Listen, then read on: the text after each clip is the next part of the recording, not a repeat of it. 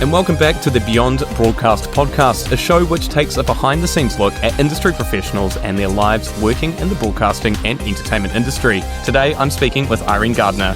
Irene has been a key figure for many years in television and radio, with her helming key governance roles, including being the current president of SPADA and a current sitting board member of RNZ, as well as Able, among many others. Outside of her fantastic advocate work in the sector, Irene has been working for the last number of years as a consultant, executive producer and commentator on the industry in New Zealand. Her early years saw her working in journalism, television production and commissioning, playing a pivotal role in the development of local programming through the 80s and 90s, including music shows, children's television and news. Often being heralded as a driving force behind TVNZ's local content focus during a rebuilding phase for New Zealand television. There are so many avenues that we're going to get to explore, and I just can't wait to pick your brain, Irene, so welcome to the show. Lovely to be here. I will start from the beginning. You grew up on a farm in Waiuku, which, although considered part of the Auckland region, is a bit of a far cry from the metropolitan lifestyle. So I guess the first question I really want to ask was, what was it like growing up in small town New Zealand for you? And even more so, your parents were from a sort of similar rural background, I'm assuming, being from Northern Ireland. Is that a correct assumption? Yes, it is. Both my mum and my dad came from family farms in Northern Ireland, and then when they came here, they worked their way into owning a farm via, labouring and share milking. And we were kind of in the middle of nowhere, because not only were we in Waiuku, which is quite a small town, we were in a tiny little farming village called Otoa, which was, a school, a bowling club, a hall, and some farms. It was not a big city lifestyle, that's for sure, in my early years. And from those early years, do you feel like there's a little bit of the rural girl still left in you, even despite all the years that you have been passing over in the metro city of Auckland? Or is it still kind of like you've left it behind, you're like, I'm a city girl now from now on? I actually have this theory that people who grow up on farms have a similar quality, and I've noticed it in my years working in screen and media. I can usually spot other people. There's a very nice sort of centered, down-to-earth thing that kids who grow up on farms often have, and I've actually spotted it in, as I say, others that I've worked with over the years. So I kind of think, to go into what is quite a challenging world, I think that background is actually really helpful, because you're just quite sort of centered and normal. Yeah, definitely. A normal, grounded, yeah, exactly. Because even though the rural lifestyle can be quite relaxed and chill, it does have its own difficulties as well. But it's a kind of like that whole, and maybe was there an element of the joining of cultures of the Northern Irish and the New Zealand side of like the chill but also battler kind of mentality of being like, we're going to make it through anyway, even through the hard times? Was there a little bit of elements of that? Possibly. Yeah, I think there are things from my father particularly that probably come through in my personality. He was certainly very, the world doesn't owe you a living, get out there and do something. He wouldn't have understood the somethings that I ended up doing, journalism and being a television producer. Obviously he knew what I was doing, but I don't think he really knew what I was doing. So it was very different. And I knew as a kid, that I wasn't going to stay on the farm. I wasn't going to, be a farmer or marry a farmer or stay there. I knew I was going to go and do something different. But it was a good grounding. And maybe there was something a little bit about the fact that they came from another country. They were very young when they came to New Zealand. He was 23, she was 21, and, they started a whole new life here from nothing. So I guess I did have a level of admiration for that, and that maybe is in me in a way. And it saw you like kind of moving into areas that traditionally you didn't really see on the horizon immediately, but you knew it was out there. So was that kind of like the leading part of like kind of what left, or should I say, is what led you to kind of go out into journalism and start attending AUT, which is like where you kind of first started getting that kind of taste of journalism? Or was that kind of existing even earlier on, even at the, as you said, the multi-purpose bowling club in school? It wasn't quite as organised as that. I was in the 7th form, and I really didn't know what I wanted to do. And I was quite, I was aware that there weren't any second year 7ths, it was kind of coming to a close. And there used to be this little booklet that you used to get called Looking at Next Year, and you could sort of work out what you wanted to do and then look across and see what subjects you needed to take. And I kind of used the book in reverse, where I sort of looked at what I was good at and went across, and, it said journalism. And so I thought, oh, well, I could give that a go. I mean, it was very haphazard. And I think I only knew one person who'd become a journalist from our school, older than me. But I applied for AUT, ATI as it was then, and I think I applied for Wellington Polytech as well, and actually ended up getting accepted to both, and went to Auckland because it was closer.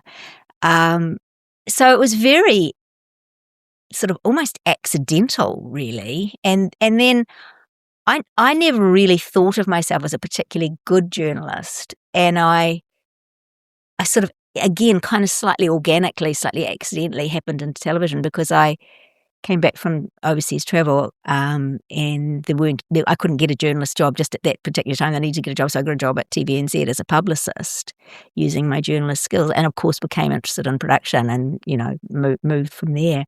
So, I'd have to say that not an enormous amount of thought went into it initially, but I was very lucky, because when I got into producing, it just was the perfect job for me.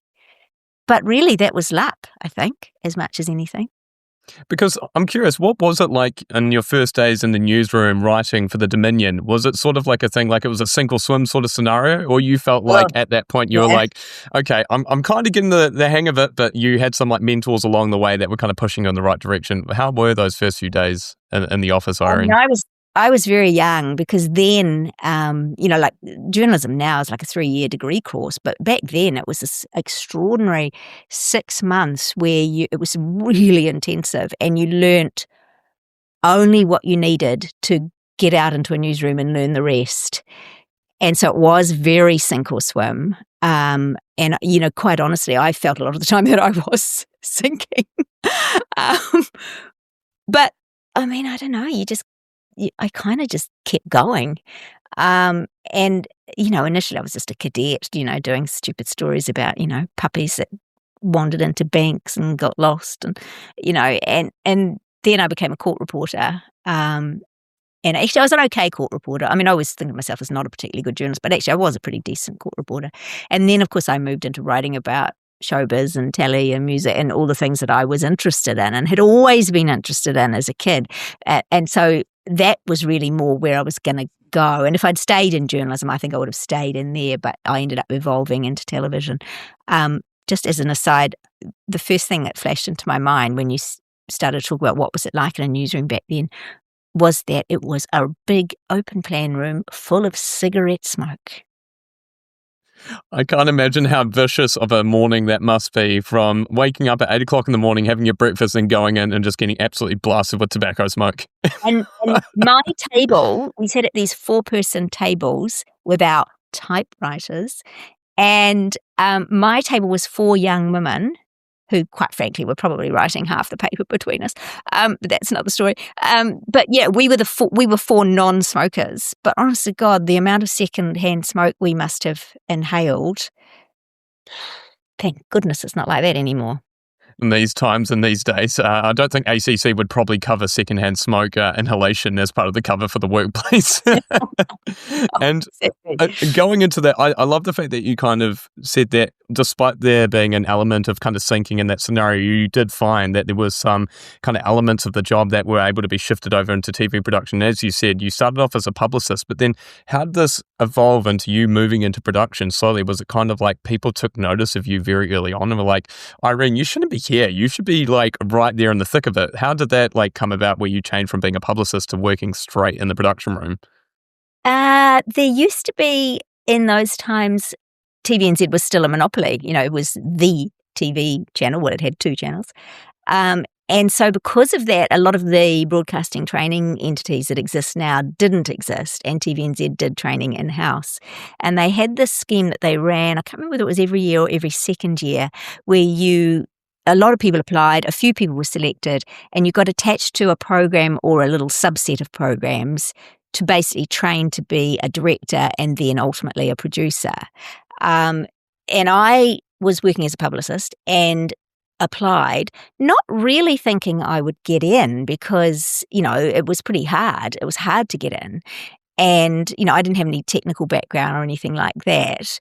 But to my great surprise, I did get in. And so, yeah, off I went. And when I was working as a publicist, because of my strong interest in music, I had done a lot of work for the music unit at Avalon. This was the days where there were a lot of music shows because it was, pre-YouTube and all of that. And I'd always got on very well with that unit, and they'd loved my work for them because, of course, I had such a passion for it. And so I was really lucky, and I got my attachment in that unit where I'd already sort of had a bit of a relationship, working on Ready to Roll, Heartbeat City, Radio with Pictures, those shows way back. So I was very lucky. And at that stage, my interest in music was actually a lot stronger than my interest in television. So again, I sort of feel like there was a sort of a slight accident there.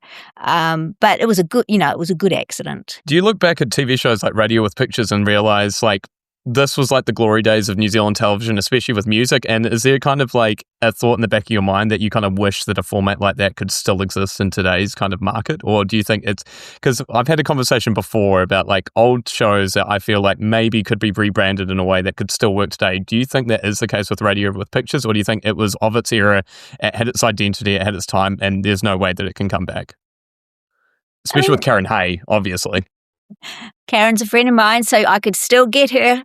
Yeah, you can still get Karen? Oh, perfect. Yeah, loop her back in. It's, probably no, but in actual fact, in a way, because even though music videos are absolutely out there and on everything, and that's why you don't tend to have music video-based shows anymore, but RWP's beauty was curation. It was that it was music from a very particular part of the spectrum. It was what you might call alternative music. It was very thoughtfully curated, and only certain artists and videos went on there. And it had a level of intelligence and cool, I think, because of that, with Karen and later with Richard Driver. And so in a way, you actually could still do it, because with the right person and the right curation, it would still be quite special. It's just, it would probably be quite niche. And unfortunately, in a small country like New Zealand, our ability to do things for a niche audience on television is pretty limited. But yeah, I'd watch. I think the thing that I would love to see, and maybe it's a mistake in me mishearing something that my parents and other friends of mine have said about the glory days of Radio with Pictures, is they mentioned that there was a format part where essentially people were reading the paper and going out to see shows and then filming them going to the shows. If I'm not mistaken, maybe it was another music show that was shown in New Zealand, but I love the idea of someone literally getting a camera crew and just going to a live random show, an alternative show, just in Christchurch or Auckland or something of the sort. I think what they might be referring to is every year or every other year we sent a director, reporter to, we were based in Wellington, and so we would send someone to Auckland, Christchurch, Dunedin, and they'd do like a little 10, 15-minute report. And I think sometimes they did do that thing because, again, we're talking pre-internet, where they'd sort of grab the local paper and go, oh, here's a... I mean, it was probably a device as much as anything, but I think that's probably what they're referring to. And actually, some of those little reports are on NZ On Screen now, the archive website, and they're lovely. I mean, they're incredible little time capsules. They stand the test of time. They're actually really interesting to watch, because now it feels like you're watching, a piece of archive about, incredible bands like The Clean or whatever. Whereas at the time it was, these are the new and happening things. 100%. And I love how you touched on bands like The Clean, The Chills, all that sort of carry on. Definitely a fan favourite. And despite no one being able to see, I'm actually wearing a Flying Nun shirt right now. So yeah, of course, I'm glad you touched on that, Irene. Had to talk about that at some point. One of the things... My Radio with Pictures years kind of coincided with those, Dunedin Sound, Flying Nun years. So, I mean, God, some of that music was just so incredible. I don't think I really realised at the time how great that music was and how it was going to stand the test of time and influence the world, So there you go. RWP was a part of that. Yeah, exactly. And I want to touch on a little bit more of your identity that you attached to music. What was it about New Zealand music that you found particularly interesting, or what was it that was like the kind of draw card and fascination? Because this is like a conversation I've had with people like program directors from New Zealand and other things like that who have said that at one point or another, New Zealanders, for the most part, were kind of embarrassed about our music scene and everything else. But there, at different points, there's been almost resurgences or pride in the music that we've delivered, especially in the 80s with like Flying Nun, where there was a lot of pride in terms of we were putting out interesting music, as you said, that was getting attention worldwide, or the early 2000s where we had like the hip-hop renaissance in New Zealand. What was it that drew you to New Zealand music more than anything else at that time? I've always been a huge fan and supporter of New Zealand music. And you're right. I mean, nowadays that's kind of quite an accepted and cool thing. But certainly through the 70s, 80s, it wasn't. New Zealand music was so good, but so under-recognised. And, RWP was very important in that, as were a few other things, Rip It Up, etc. I'm not exactly sure why. I can remember as a little kid on the farm with the family watching things like, this shows how old I am, Come On and Happenin' and the Loxine Golden Disc Awards. I was very young. And just loving, the Chicks and Shane and Mr. Lee Grant. And so I don't know, maybe it just sort of stayed. And then, of course, I liked live music. And so a lot of the live music you would see, as a young person was New Zealand music, obviously. It was Hello Sailor or The Dudes or Citizen Band or whomever. And so I don't know. I just always really loved and supported New Zealand music and was very passionate about it. And sort of, it feels like everything caught up to me, because now that's kind of the thing to do.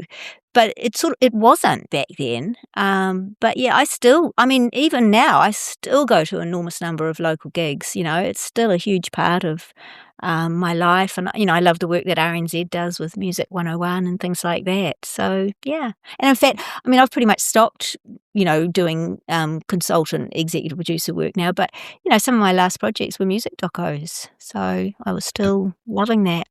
You're still keeping in the mix. And I think it's interesting that you've had this like massive background in music, but then you did almost like a complete U-turn and shifted into children's television, then late night news, and eventually into commissioning. So what was it that made you shift into children's television? Was it just the opportunity looked really good? Because this was over in Australia, wasn't it, that you ended up shifting into children's television, if I'm not mistaken? No, it was here. Yeah. I had come up from working at Avalon in the music unit. My last year in the music unit, I spent in Auckland. I just had wanted to move back to Auckland, and I convinced my boss at the time that we were shooting so many interviews with visiting rock stars and, local stories and stuff in Auckland that why not have a person up there? So I'd had a year working in Auckland very much just in a little sort of branch office by myself, shooting stuff about one thing and another. But I could kind of tell that, the music video thing in the shows, I guess I could sort of tell it was maybe going to ebb a bit. And 3:45 Live, the children's show, was a pretty groovy little children's show that had music and all kinds of things anyway. And the person who'd produced the first year was stepping down and they were looking for someone. And I think I just sort of thought, this is probably the way I need to move to get a producer job and get going. So it was just a career thing, really, of, here's a way to get into producing and see how I go.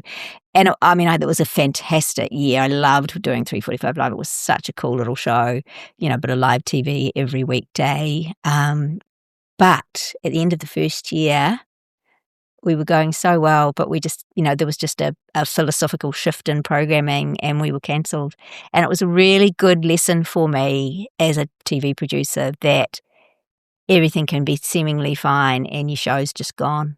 And you've got to be resilient and you've got to understand that that's the nature of the business and roll with it. Did you feel that the 3:45 show almost became like a child in a sense, that there was so much invested in it, so much emotion, so much heart, that like when it did get cancelled, you felt like a piece of you had gone at that point? Was it a little bit like that? Or do you feel like more or less it was more just like you felt like there was so much potential and you could see like more going on in later years? Yeah, it was probably less personal and more, that it was a great show with great hosts, great people working on it. The audience loved it. And it just seemed a shame, But I think I also, maybe it's growing up on a farm, maybe it's just me, but I'm very pragmatic. I wouldn't have been able to survive and do all the things that I've done in my life, my career. Pragmatism is it's the thing that keeps you going. And I had been told by my boss at the time, can't remember when he told me, but he said to me, it was funny because as we were finishing up, I was very much thinking about everybody else and would they get a job, and I wasn't actually thinking about myself terribly much. But then my boss at the time, Huntley Elliott, sort of just quietly said to me, look, there's another show that's likely to come in its place. We'll just keep paying you and just hang in there. So I was really lucky because I sort of knew that quite quickly. And that was the Bugs Bunny show. And that's the show that was an Australian format that I went over to just briefly to check out how they did it and came back, and did that for a year. And it was fun too, but it was a less complex show than 345 Live. And so I was a little bit frustrated because I was, I knew I could sort of do more. And so I left after 1 year of doing that. I can understand that because it's like when you have the openness and ability to be so creative, it feels stifling when you go into something that's as simplistic as what you said as the Bugs Bunny show. And I actually watched a little bit of an episode just to kind of get a rough idea of the format. And yeah, I can get what you mean. It's not because it wasn't a great show. It was fantastic for kids. But judging from what you've said about the 345 show, having that freedom to kind of test the waters and experiment a little bit. We were doing, a significant amount of live content on 345 Live wrapped around other things. Whereas Bugs Bunny was basically just simple links and the cartoons. And so, yeah, there wasn't a lot. Don't get me wrong, it was a lovely show. And I loved working with Hinemo, and then Fenella took over when Hinemo went off to have a baby, and it was great. I had a lovely year, and it was and because it was small, I was basically doing everything myself. I was directing, producing, everything, and really, I think I had a production manager who was great. And so I definitely towards the end of that year, I started to look around whether there was something else, and I ended up working at Communicado, which was actually the first time I worked outside of TVNZ at an independent production house. And Communicado were one of the early successful independent production houses. And Irene, I have to ask, because this is kind of where you become a little bit of a rebel in a sense, how did the concept of late night news on TV2 become a thing? Because that to me seems like insanity from back in that time. Obviously now it's very, very normal when we've got the 24-hour news cycle, but how did you pitch that? And how did it end up being? I can't claim credit for pitching it. Interestingly, it connects back to what I was just talking about, because I only ended up doing a year at Communicado because I'd gone to do a TV show that then hadn't happened. And so I'd ended up doing a lot of corporate work, which wasn't really what I wanted to do. So I had left and gone and worked for the Gibson Group on an arts show. And I'd done a year of that when Neil Roberts, who ran Communicado and who I got on very well with despite the fact that I'd left them, Neil contacted me and said, TVNZ want to do an irreverent late night news show on TV2. To be fair, 3 had already done that with Nightline, so we were a little bit of a copy. And they've employed me as a consultant, and I want you to come and produce it.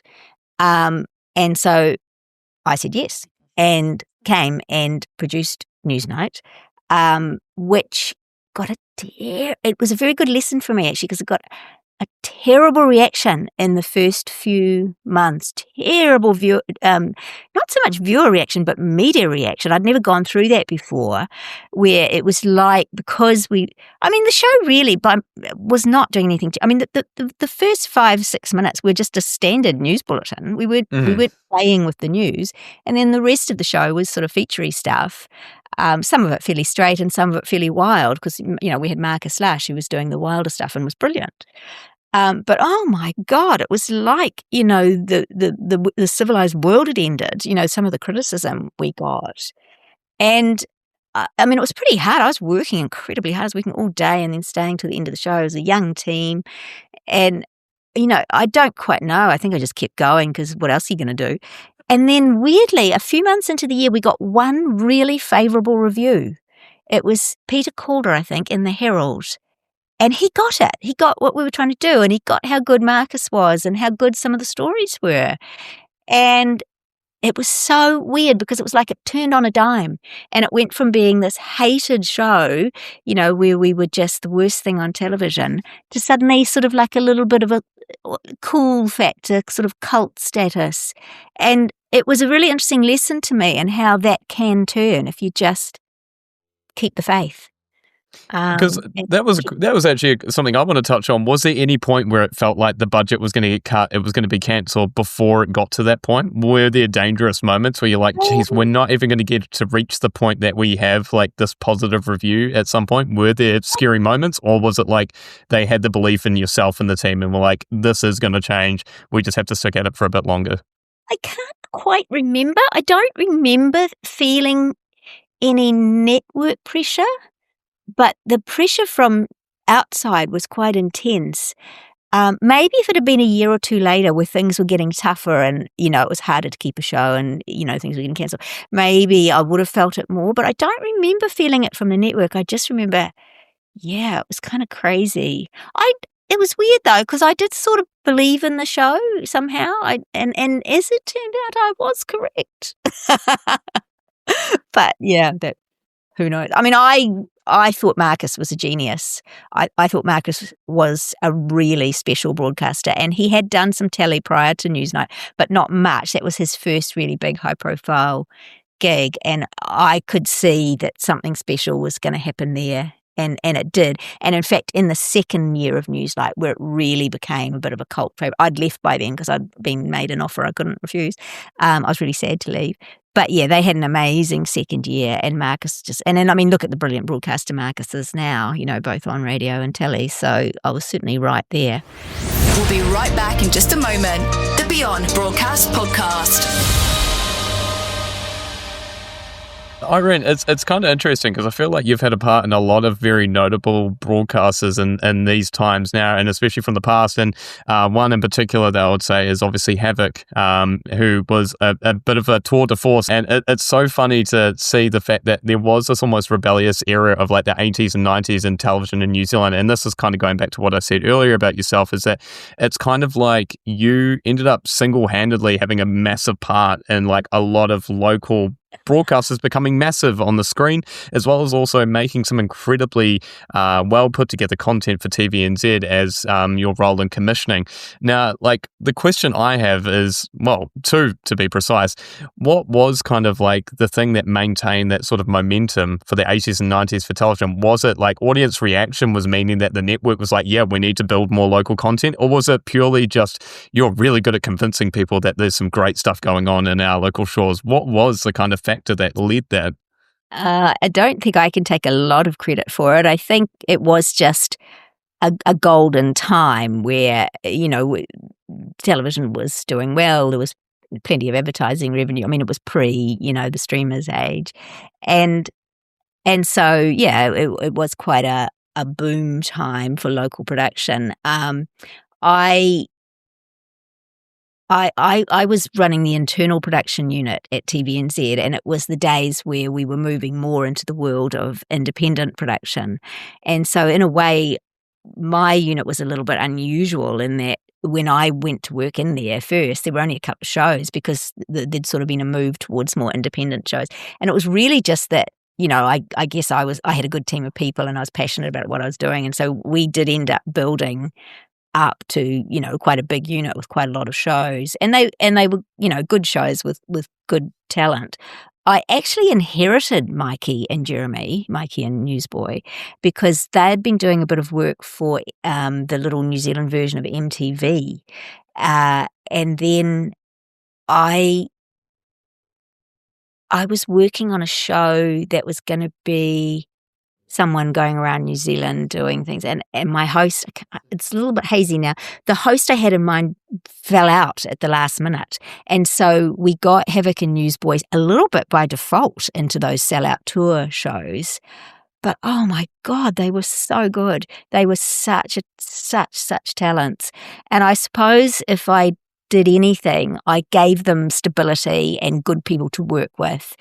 People like Mark Everton and Paul Casserly who worked with them as directors. And I think I was always trying to do that thing with Mikey and Jeremy where I wanted them to be as free and irreverent and naughty as they could possibly be, but not get them fired, not lose casting standards authority complaints, not, get them taken off air. So it was always a slightly delicate dance. And so I think that was probably my contribution of being someone who was perhaps able to sort of harness them and navigate with them. I hope they see it that way. They may see me as just the big wet blanket that that they had to deal with. They did a very tricky, funny thing to me once, which I've always laughed about, which is it used to be that, there was the TV2 logo, which was in a circle. And then I think the date was in a circle, the copyright and the date was in a circle around that. And of course, I always had to watch the programs before they were going to air, as I say, just to keep them on that side of the line of not getting us, in trouble. And there was this tiny little writing under it. This tiny little writing. And I'm thinking, what the hell have they written down there? Transpired that what it said was, this is written in incredibly tiny writing, so Irene will wonder what it is and worry about it. That's incredible. So yeah, that's what it was like being EP to those two. Yeah, I can imagine. Oh, jeez. I imagine every day you're just like, what are they going to do now to kind of mess with me? Yeah, it's incredible. But I had already worked with Marcus by that stage, so I was kind of used to working with those sort of quirky little rebels, and I think I'm quite lucky in that and again, maybe it's the growing up on a farm thing. I think I've sort of got that thing, where you can deal with the cat and you can deal with the king. You can sort of find your way to navigate most types of person. Oh, 100%. Yeah. And Irene, I think this kind of is kind of leading into a little bit of that because you are finding these irreverent characters and kind of building them up. Did you see yourself in that commissioning role as having almost a sense of cultural responsibility? Because there's the whole thing, it goes back to the sort of tall poppy syndrome or a little bit of embarrassment when New Zealanders are kind of always a little bit funny about the idea of seeing themselves on screen. But did you almost in a way say no, we need to see ourselves on screen because we need to see how amazing some people are in New Zealand and how much great talent we have? Was there a little bit of that behind the idea of having such a big internal team with TVNZ and making all these shows that kind of showcase talent? Maybe a little bit, yeah. I mean, a lot of the things I've done, they feel a little bit sort of accidental, and sometimes I have to look behind that to see what the design was. I wasn't only, obviously I was working with those kind of wild talents, but, I was also working with really good, much more classic broadcasters, people like Jude Dobson and Susan Wood and, Maggie Barry and Dave Cull and Joe Seeger and, my friend, she's actually become a lifelong friend, but, I discovered Peter Mathias, who did all the wonderful food shows for years and is still, very popular. So, I was doing all of those kind of people as well. I always thought that talent needed to be looked after. I think that's something that New Zealand producers are not always, and directors, are not always as good at as we might be, which is actually looking after our on-air people, because it's hard. They carry the responsibility of the show and they get some credit that isn't theirs because it's actually the people working behind them, but they also take a lot of flack and a lot of blame for things that aren't theirs. And so I always felt that it was very important, even tricky people, and there can be tricky personalities in those roles, as long as they were prepared to sort of meet me halfway. I was really looked out for my on-air talent. So that maybe that was a reason that unit grew well. I think I also, like all decent producers, I had a good sense of what people liked, what people might like to watch. I think that's almost innate in some of us. So yeah, we had some good years and did some really good shows, but it was a very different time. I mean, this is all pre-streamers, so the top 10 was full of shows from New Zealand being watched by over 500,000 people. Yeah, because you had the audience capture, and because Yeah. of the beautiful thing that was only having 3 channels. Obviously, in those early years, you did have that ability. But one thing I would love to touch on as well, I love the fact that you keep on mentioning, I'm still friends with them. I'm still friends with them. Is that kind of reflective of like you were saying before, like the talent sometimes got left at the wayside and people were kind of like, you deal with the brunt of the thing and you can take the credit all you want, but you kind of left to your own devices. Do you kind of feel like you did develop all these lifelong friendships because of your different approach to being a producer rather than kind of just leaving them to their kind of like deal Yeah, with the crap? I mean, Peter's become an actual friend, and so have a few other on-air people that I worked with and behind-the-scenes people that I've worked with. So, I mean, that's a normal thing in life of that, of course, you become friends with people that you've worked with and all kinds of people. But for people who are, not necessarily a friend, but, a friendly acquaintance or a colleague or whatever, I have long relationships with people and they are mostly good. Not entirely. But mostly. So yeah, and look, I think you probably don't have longevity at anything if you're not, basically a fairly decent human being who gets on with folk.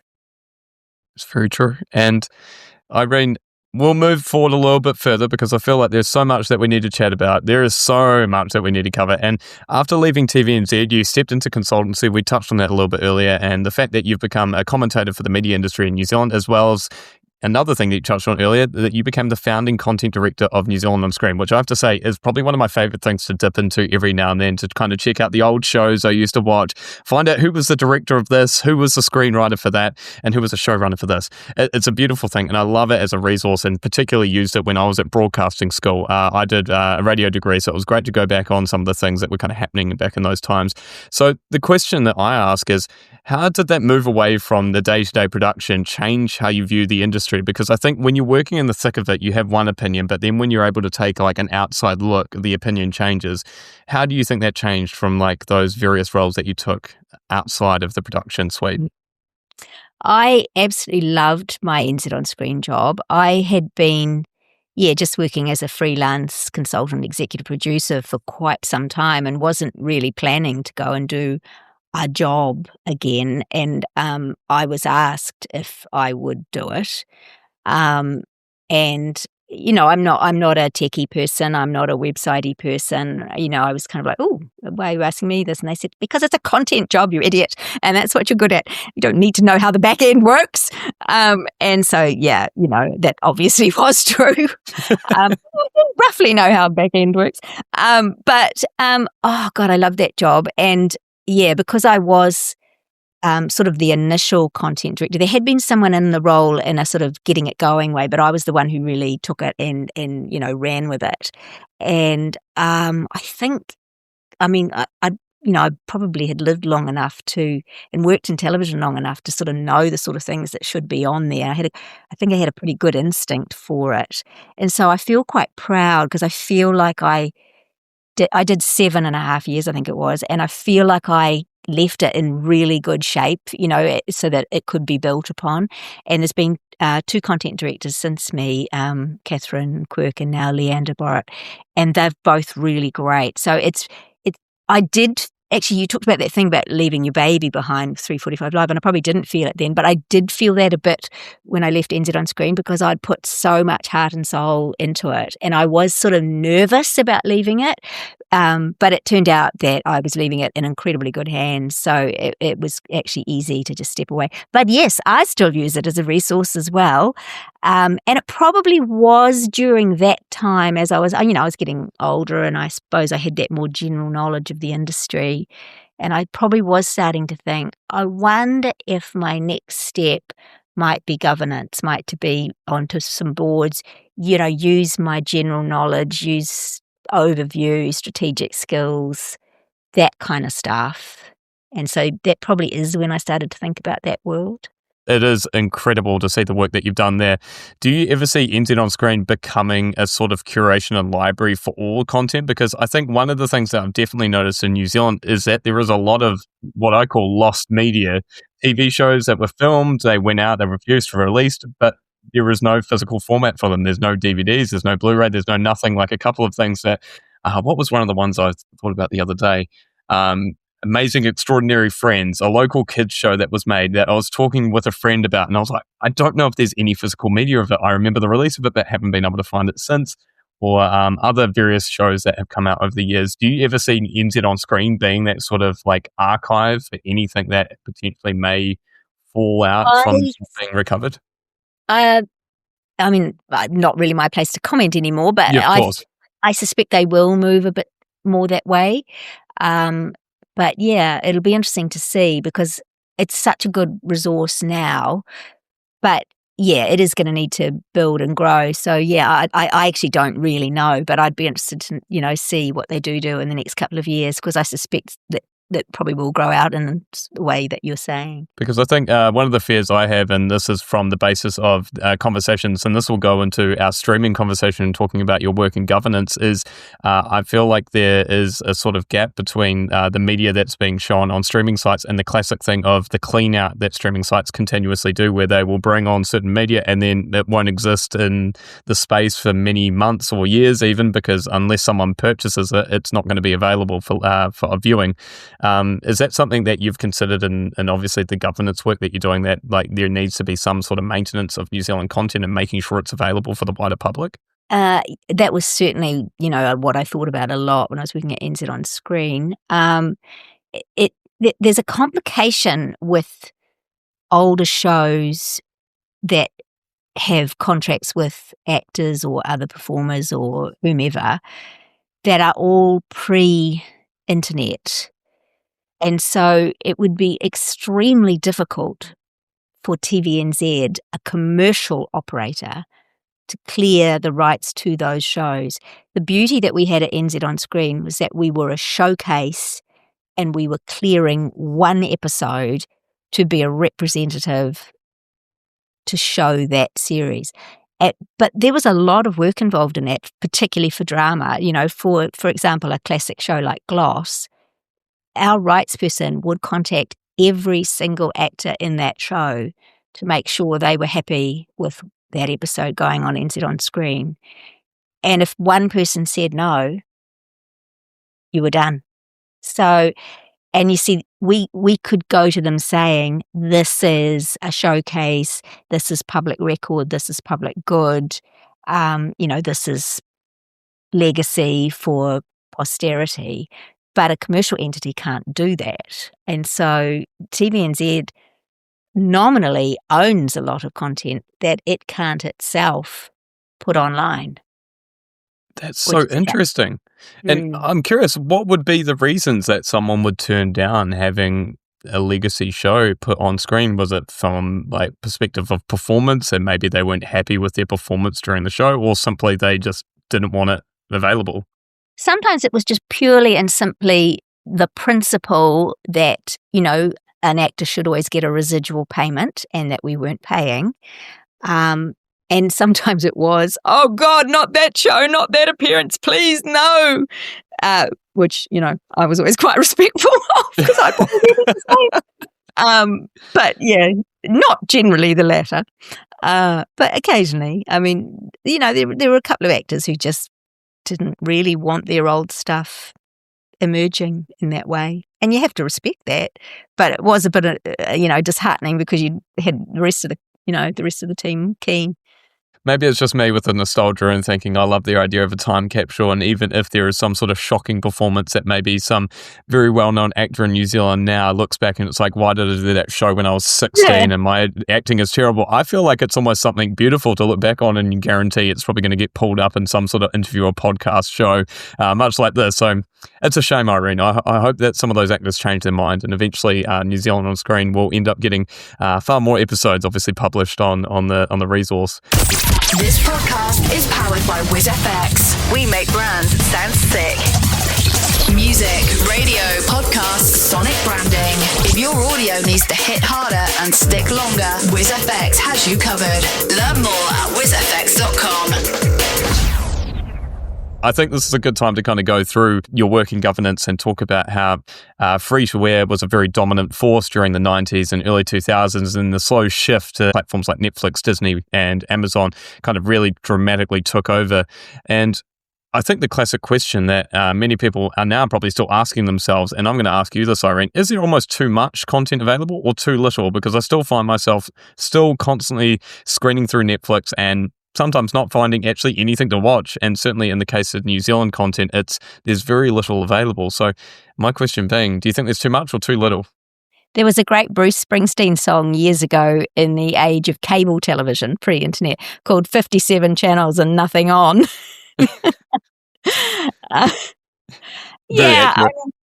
There is a lot of content, and it's not so well curated. And sometimes I think that even though it's wonderful, and I watch an enormous amount of television, ridiculous amount, but, I mean, I'm old enough to remember the old days where, you had a calendar week where, you had ER one night and you had LA Law the next night and you had Edge of Darkness the next night and you had, Chicago Hope the next night and Heartbeat the next night. And they were great shows and it was great and we all watched them at the same time and we all talked about them.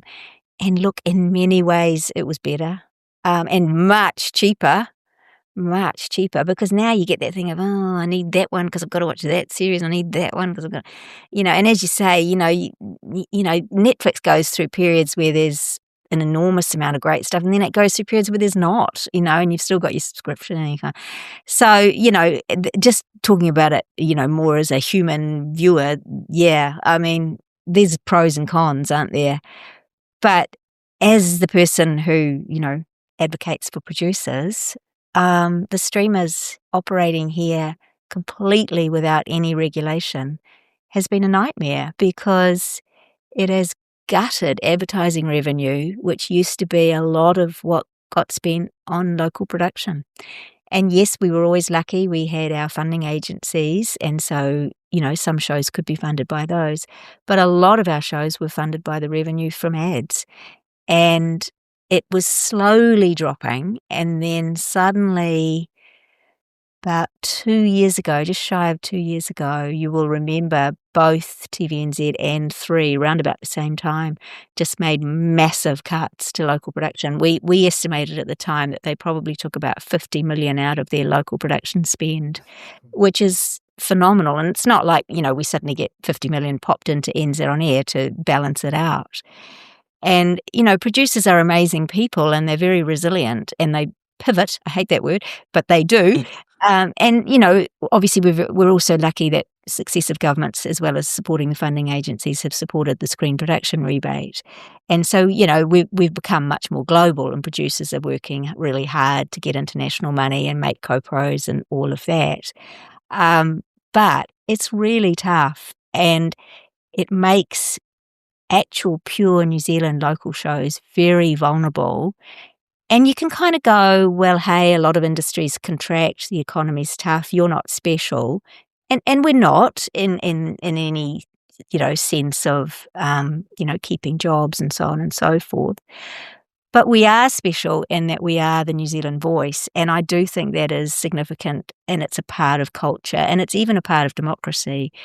So what SPADA has been lobbying for, along with most producers' agencies around the world, is some form of regulation of the streamers so that they either have a small percentage of their New Zealand revenue, maybe 5%, a levy that, is invested back into local production via our screen funding agencies, or perhaps a quota.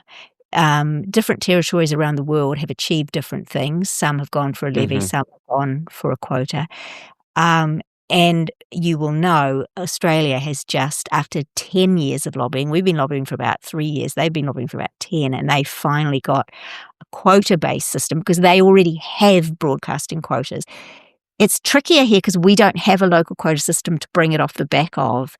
So it makes it a little trickier in terms of what we would actually do here. Would we do the same as Australia, or would we do a levy system? But we're going to have a big push this year and a big talk to government. I mean, we've already, done that, and just see where we can get to.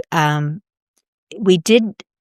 Our lobbying work did get it into the government's media reform discussion document, which came out about 6 months ago, maybe a bit more than that. But it hasn't moved since then, and I think there was sort of a feeling among, with our minister and his officials that perhaps they would wait and see what happened in Australia and come off the back of that. So the time is now, and so we're going to have a bit of a push again. I think the thing that lay people need to understand, this is not us kind of wanting, sort of charity from the streamers. These people operate here completely unregulated. They pay no tax. They are a part of the screen ecosystem, but they don't contribute to it in any way. They use our broadband, which, I was about to taxpayers say, infrastructure that's built by us. Yeah. Yeah, paid for by us.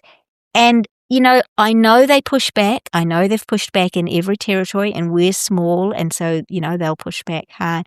But the thing I always say is it's not in their interest to decimate local production around the world because they need content. So come to the party, guys. Do it voluntarily. Just start commissioning a whole lot of fabulous New Zealand content. I mean, they're starting to buy some, and that's great, but they're buying existing shows, and that's really just a tiny little amount of money. So it's good exposure, and it's a little bit of cash for the production companies, but it's not the same as, commissions. Or just pay a levy and we just disperse it how we will. Because that's the thing I always found interesting, and I probably didn't mention this before we actually started recording, Irene, that I'm based in Argentina, and a lot of the streaming giants here have local productions that they end up funding, so they produce their own shows for the market, and I'm assuming that's probably the agreement that they've come to the government, that if they're going to exist here, they need to be obviously producing local content, and it's hugely popular here. So I've never understood why the streaming giants haven't met you guys in the middle and done the same thing. And even now, To be fair, Acorn, which is one of the smaller ones, has been fantastic with New Zealand co-pros. They've done Under the Vines, Broken Wood, My Life is Murder. They've been amazing. And, a couple of others have done a couple of other things. Netflix, who are the biggies, have been really slow in terms of commissioning, even though they've got, an Australia-New Zealand branch. But they have just lately started to buy a lot of New Zealand content. And as I say, that's only a little tiny bit of money for production companies because they're existing shows that have come out of their license period with other broadcasters. But it is good exposure. It's a little bit of cash. And being the eternal optimist that I am, maybe it is, initially they just shot some shows here, but they were international productions. They just used our location and crews. Now they're buying some shows.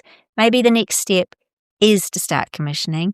And I'd like to think that our lobbying for a levy or a quota, even though we haven't achieved that yet, maybe that has helped encourage them to do the purchasing that they are of shows. And maybe there's more to come. Maybe the situation becomes, you commission 3 shows here a year or you pay a levy. 100%. We're open. We just really want to get government's ears and, do some policy work on it and see where we can get to.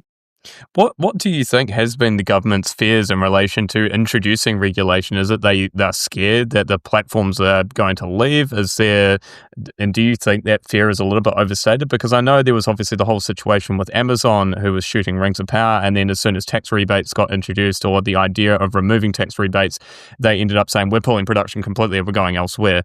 Why do you think that the government has been so hesitant to push anything so aggressively towards them? Is it just because of the fact that they just want to keep things happy the same, or do you think it's just they want a better understanding of how they can implement it? Yeah, I think probably the latter. I think there was definitely a bit of it's complicated, we're small, pushback might be pretty great, let's see how Australia goes, which is why we're going to have a big push at it now because, that's happened. Even some of our members, our producer members, the vast majority of them support the work we've done, lobbying and pushing in this area. We do have some dissenters, and their worry is that what you were talking about, that they could just say, well, we'll pull out of New Zealand, or they could say, well, we won't even shoot things in New Zealand because you've annoyed us, or because people like Netflix have shot shows here, and that's good for the economy and it's good for crews. I don't actually think it's a real threat. When I see that, a representative from Netflix came to SPADA conference in November, I see that they're now buying shows. I don't think it is a big concern, but I do understand. And obviously when you're a membership organisation, it is tricky. We've got to represent the majority of our members, and there are some people who do disagree with a policy stance that we're taking on something, and there definitely are some people who do disagree on that one. But I just feel like it's kind of a simple equation. You guys broke the model, so you caused the problem, so you've got to be part of the solution to the problem. And as I said before, it's an ecosystem, and you're part of it. And you don't want to destroy local production, surely. I mean, imagine if this is the thing I don't know if average people kind of understand, is that there is the threat that there could be almost no local content, that you could watch everything in the world and nothing from New Zealand. And not feel represented in any way, which I think is the real danger. And that's why early years of like the 90s, 80s that we were talking about, where there was cultural reflection, we were seeing ourselves on screen and we were seeing our culture reflected. That's all going to disappear if it keeps going the way it's going, it's a scary thought. Maybe, as you said, maybe people don't realize how important it is to be able to reflect New Zealand culture.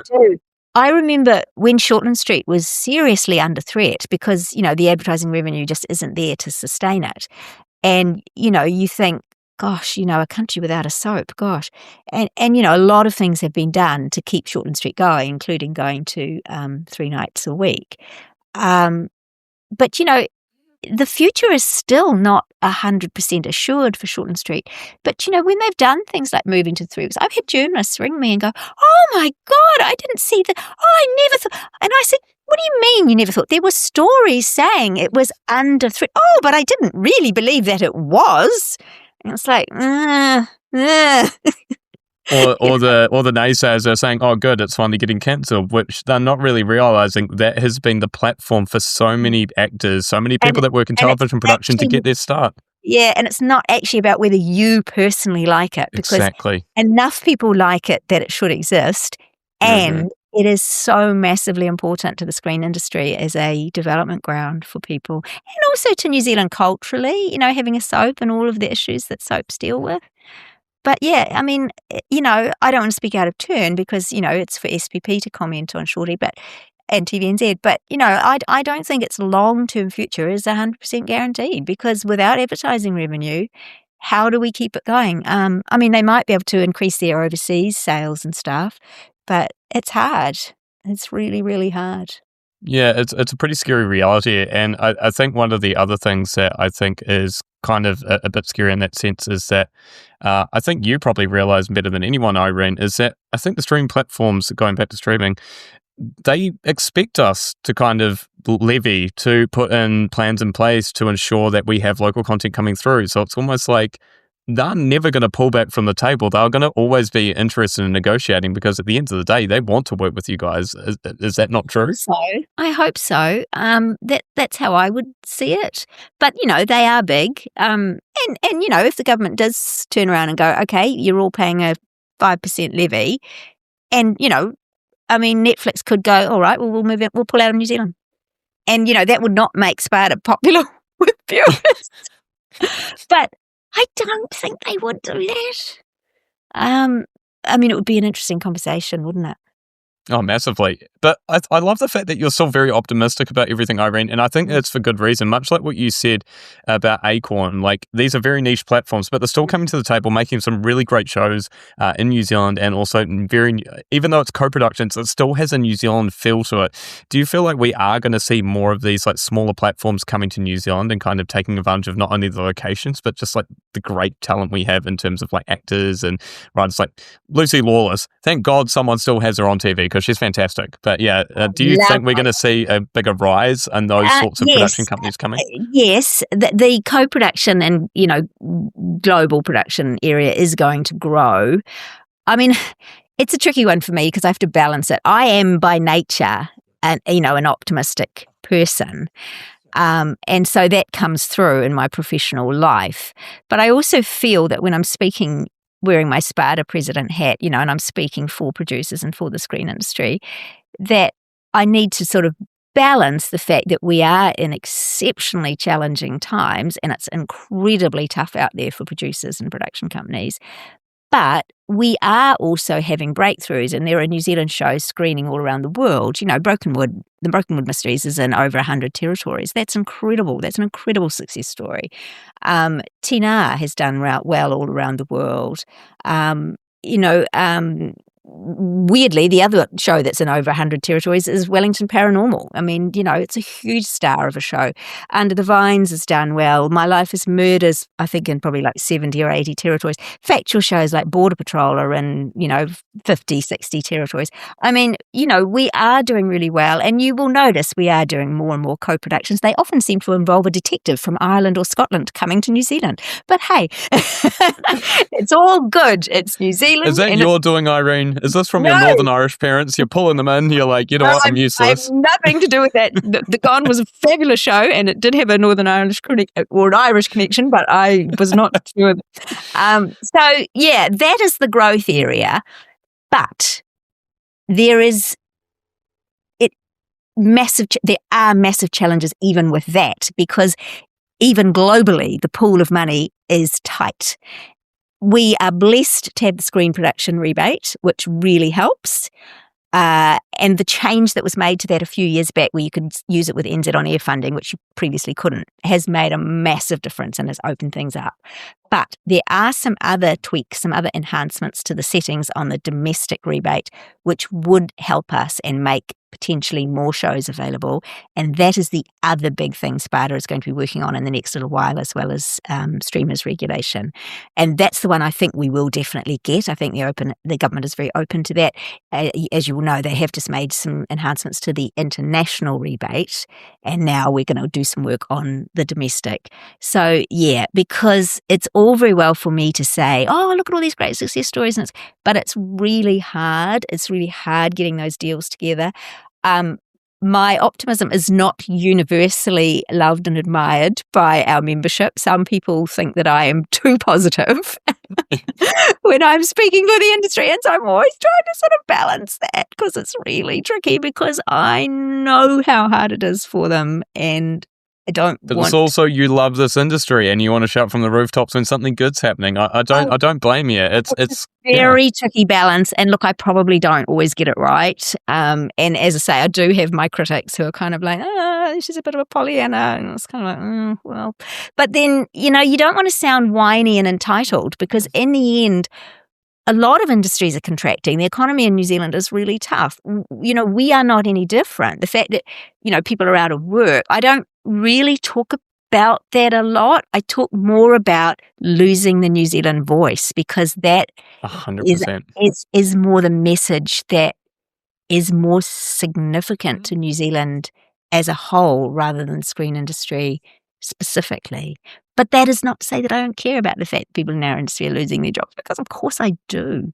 So Massively. Yeah, it's a balance. It's a balance. But it's not just the screen industry, it's also the radio industry, for example. And I really want to touch on this, coming from a radio background myself, which is with RNZ, which has really battled over the last couple of years, especially with like formats such as like RNZ Concert, which I just don't understand why at every point it seems like the government's really wanting to cut it, considering how, in my opinion, things like that need to be kept. And one thing I love is the fact that RNZ is still rated as New Zealand's most trusted media brand, if you can call it a brand, because it's not. It's publicly funded. Does public media become more important in this market, not less, as the budgets get tighter? Because as you see, like the newsrooms are getting tighter and tighter in those those private corporations, where you're getting things like the News Hub shut down, among other things. Like, in your opinion, is this kind of the time that you need to be fighting more for public media and New Zealand voice? Or is it kind of like we should just roll over and accept it? No, I think it's absolutely vital. I'm coming near the end of my 3-year terms on RNZ, my 6 years, and I've loved being on the board. I mean, it's quite a high scrutiny entity, so obviously it can be quite a stressful role at times. But I just think RNZ is a taonga. It is so important, and I think we have done a really good job of moving with the times, and our digital work, I think, has been incredible. I think in the doing of that, we have very slightly dropped the ball on RNZ National, and there's a bit of a program in place at the moment to rev RNZ National up, which is going well, actually, and we need to keep the radio stations strong. But I think it's also super important that our website and podcasts and everything else are super strong as well, because that's how you get younger New Zealanders coming to the RNZ brand, if you can use the word brand, because they're not likely to come to the radio stations anymore. So, yeah, I think that work of keeping us modern and future focused is incredibly important. Steady government funding is super, super important. And I think one of the things that has worked very well in the last few years for RNZ in terms of getting people to be aware of RNZ content, but actually also for the broader industry, has been content sharing. Like, we share content widely, and as journalism becomes more and more impacted by big tech, that becomes more and more important, and that it's good journalism, that you can trust, and that's factual and all of the things, because there's so much slop out there, and AI slop is slop beyond slop.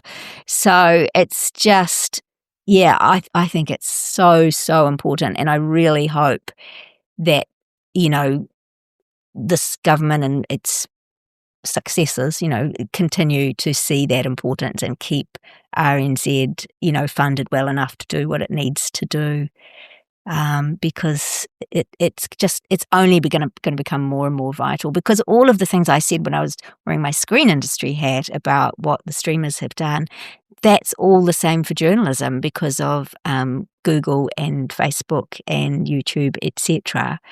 And they would benefit from those people being levied and a bit of money being ploughed back into local journalism as well. So maybe we could be the first country in the world to do both at the same time, do journalism 100%. and local fiction all in one big levy. We could be groundbreakers. Exactly, and you guys always have been. And I think one thing that I found quite groundbreaking in the sense is, and this was something you mentioned in an interview with Duncan Grieve, was the fact that you looked at New Zealand content instead of the separation that we need to think of it more as a singular kind of form, that it's now all online. We shouldn't be looking at radio and television as separate things. It should be all considered as one format, because everything is joining together in the online sphere. And one question that I wanted to ask you as the final question is, how do we get New Zealand local audiences to turn their attention to local content, even when it's online and there's so many other choices available? Is there a solution? Is there a way? What do you think it is, Irene? What's the direction we should be heading for that? Well, I mean, I could give the obvious and slightly simplistic answer, which is make really great content with really great people in it that people want to see and hear from. But that is a little simplistic, because it is really hard now to get people to find content. And I think that has been the beauty of RNZ's content sharing work. There may be some other work, and this is probably something that NZ On Air it's probably more their remit than SPADA's, but it's maybe something that we could work together on. I think there might be some things we could do. I don't know, we were, at one stage, SPADA was going to launch a campaign called Love Local, which was going to be, it was going to be threefold. It would have been work to get people, at a viewer level excited about what we were doing. It would have been government lobbying, and it would have been sort of media work, whatever the issues. In the end, when we were going to launch it, coincided with when the networks pulled 50 million out and we went into a tailspin. And so we delayed it, and we haven't done it. And I can't quite get my head around whether it's the worst possible time to do a campaign like that, or whether it's the best possible time to do it. So it's kind of stayed in the back of my mind. But there may be things like that we could do in a combined way with the broadcasters, with the funding agencies. So I think we'll put a wee bit of work into that this year, just how we could maybe all work together on some initiatives, just to get New Zealanders to understand what they could lose and what that would mean. So I guess in that respect, Irene, what would be the final message to even just the general viewer and listener who's listening to this and thinking like, what can I do in order to make sure that New Zealand content doesn't just fall down the gurgler? Watch it and listen to it. Maybe a little oversimplified, but, find it and watch it and appreciate it and share it, because it's great and you will enjoy it. And you will keep our industry going, which is really important.